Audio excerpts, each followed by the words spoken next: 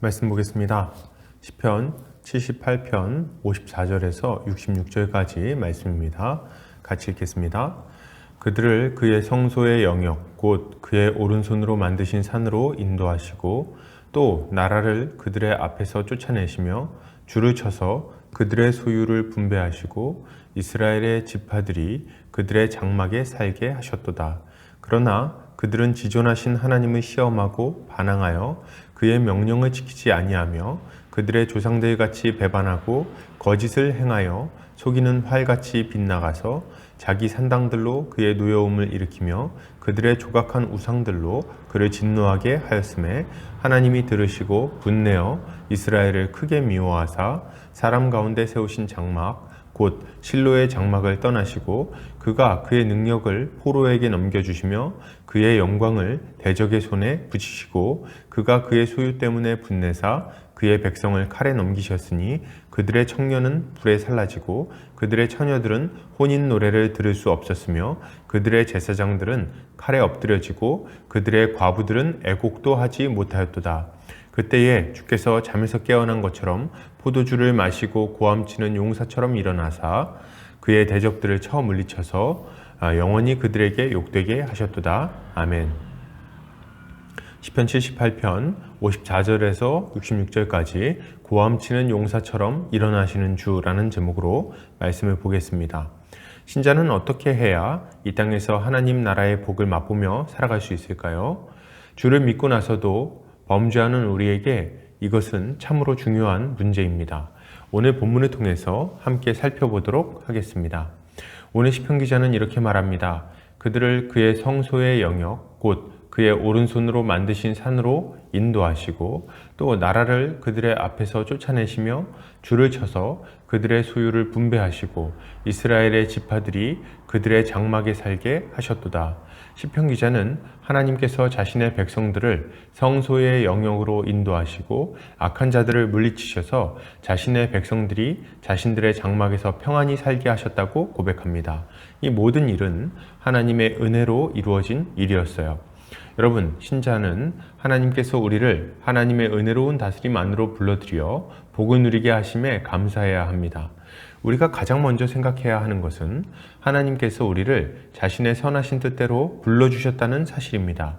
우리가 열심히 해서 하나님 나라의 복에 참여하게 된 것이 아니라 오직 하나님의 주권적인 은혜로 이 모든 일이 이루어진 것입니다.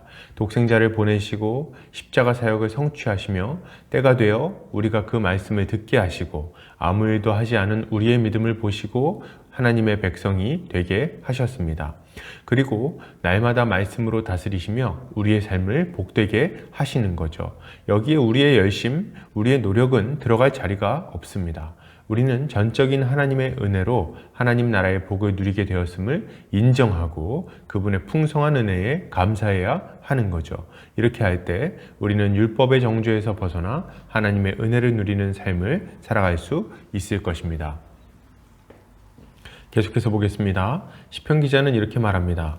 그러나 그들은 지존하신 하나님을 시험하고 반항하여 그의 명령을 지키지 아니하며 그들의 조상들같이 배반하고 거짓을 행하여 속이는 활같이 빗나가서 자기 산당들로 그의 노여움을 일으키며 그들의 조각한 우상들로 그를 진노하게 하였으매. 시편 기자는 이스라엘 백성들이 하나님의 은혜를 잊어버리고 지존하신 하나님을 시험했다고 고발합니다. 그들은 하나님의 명령을 지키지 않고 배반하고 거짓을 행하며 우상을 숭배한 거죠. 그리고 하나님은 그들에게 진노하심으로 무서운 심판을 내리십니다. 그들을 보호하지 않으시고 이방 민족들을 들어 그들의 거처를 치신 거죠. 이 모든 것은 하나님의 다스림을 거절한 자들에게 임한 하나님의 엄중한 징계였습니다. 여러분, 신자는 하나님의 통치를 거절하는 자가 하나님 나라의 복을 잃어버리게 됨을 알고 하나님께 순종해야 되겠습니다. 우리가 기억해야 될 것이 있습니다. 하나님의 주권적인 은혜로 구원받았다고 해서 모든 사람이 그 복을 누리며 살아가는 것은 아니라는 사실입니다. 무슨 말입니까? 하나님은 자신의 자비로운 다스림으로 우리를 복되게 하십니다. 하나님은 우리에게 자비로운 명령을 주시고 그분의 명령에 순종할 능력도 주십니다. 그리고 그 명령에 순종하며 살아갈 때 아주 복된 삶을 영위하게 만드시는 거죠. 우리가 오해하지 말아야 할 것은 자비로운 통치 자체가 복이라는 사실입니다. 하나님을 사랑하고 이웃을 사랑하라는 명령에 순종할 때 우리는 지극한 행복을 누릴 수 있습니다. 그런데 그러한 통치에 불순종하면 어떻게 될까요? 당연하게도 우리의 삶은 약속된 복을 누리지 못하게 될 것입니다. 그리고 죄의 결과 파생되는 고통스러운 삶을 맞이하게 되는 거예요. 이러한 고통은 우리의 가정과 삶을 모두 파괴하게 될 것입니다. 우리는 이것을 마땅히 두려워해야 하는 거예요. 그리고 하나님의 은혜로운 다스림 가운데 살아가기 위해 힘써야 할 것입니다. 계속해서 보겠습니다. 시편 기자는 이렇게 말합니다. 그때에 주께서 잠에서 깨어난 것처럼 포도주를 마시고 고함치는 용사처럼 일어나서 그의 대적들을 쳐 물리쳐서 영원히 그들에게 욕되게 하셨도다. 시편 기자는 이스라엘 백성이 그렇게 완전히 망할 거라고 예상되는 때에 하나님께서 일어나실 것이라고 말합니다. 그는 잠에서 깨어난 용사처럼 크게 소리를 지르며 악한 자들을 물리치시고 하나님의 백성들을 건져주실 거예요. 그리고 다시금 온전한 모습으로 회복시켜 주시는 것입니다. 이스라엘의 역사를 보면 하나님은 회개를 기다리는 아버지이심을 우리가 알 수 있습니다. 자녀가 돌이킬 때까지 노심초사 기다리시다가 회개의 기미만 보여도 일어나서 건져주시는 자비로우신 아버지 말이죠. 이것이 우리가 믿는 하나님입니다. 여러분, 신자는 하나님만이 우리를 고난에서 건져내시고 회복시켜 주실 분이심을 알고 하나님께 나아가야 되겠습니다. 우리는 죄를 범하면 고통이 찾아온다는 것을 압니다. 이 고통은 우리의 삶을 무너뜨리고 때로는 극단적인 상황으로 우리를 몰고 가기도 합니다. 그렇기에 우리는 이 고통에서 벗어나고 회복되기를 바라는 거죠.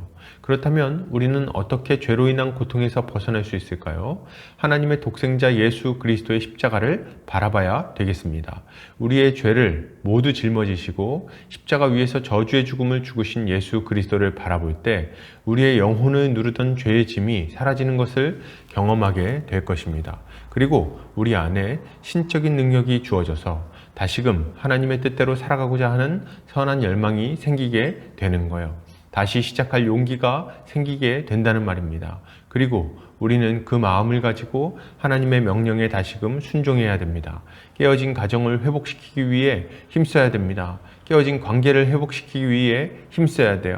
다른 이에게 손해를 끼쳤다면 수고해서 그에게 갚아주어야 할 것입니다. 이렇게 하나하나 회복의 과정을 거쳐야 하는 거죠. 이때 우리는 지속적으로 그리스도를 바라봐야 됩니다. 그렇게 할 때 비로소 주님은 우리가 온전히 회복될 때까지 마르지 않는 능력을 우리의 심령에 부어 주실 것입니다. 결론을 드립니다. 여러분, 신자는 하나님께서 우리에게 주신 구원의 복에 감사해야 합니다. 그러나 하나님의 다스림을 거절하며 살아가는 자가 그 복된 삶을 누리지 못한다는 것도 알고 전능하신 하나님을 의지하는 삶을 살아야 할 것입니다. 오늘 하루 주의 은혜로 승리하는 성도님들 되시기를 주의 이름으로 축복합니다.